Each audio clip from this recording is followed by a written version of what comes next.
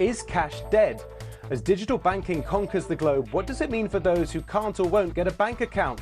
Will a world where paper money is heading for history be more inclusive or leave us in greater danger of cyber attack? I've got a panel of top experts with some of the answers, so join me, Mark Lobel, on Talking Business Weekly here on BBC News.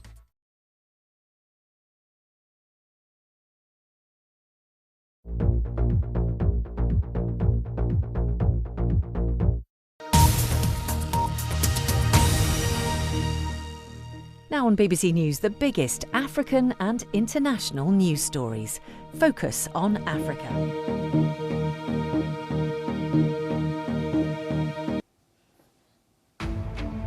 Live from Nairobi, this is Focus on Africa on BBC News. Our top stories.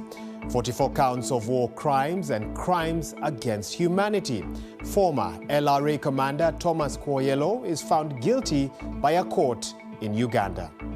Meanwhile, Africa's top health body declares Mpox a continental public health emergency. And also, coming up in the program, the golden girl of Kenyan athletics. We hear from Faith Kipyegon after winning her third successive Olympic gold in the 1500 meters in Paris. It's not easy, it was not really easy. After a dramatic race over the 5,000 and then coming back and bounce that way, it was really amazing. More than 100 years after it hit an iceberg, the enduring fascination of the Titanic and the gems that were on board.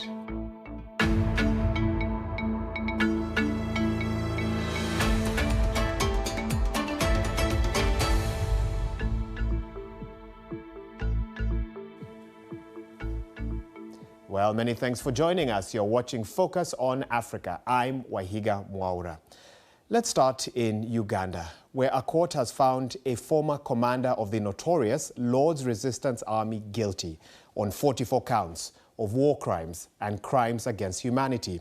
Now, these include murder, kidnap, and pillaging. Thomas Kwoyelo, who was arrested in 2009, denied all the charges.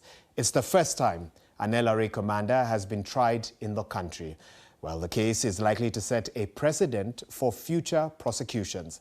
The LRA is a rebel group notorious for its brutal tactics and the use of child soldiers. Now, just to recap, today, Kwoyelo was found guilty of murder, kidnap with intent to murder, and imprisonment as a crime against humanity. The former LRA commander showed no emotion in response to the long list of guilty verdicts. Uganda is now seeking to address war crimes through its own domestic judicial system. Daniel Dadzi tells us more. Found guilty by the court and convicted. Justice delayed but not denied. Over the 15 years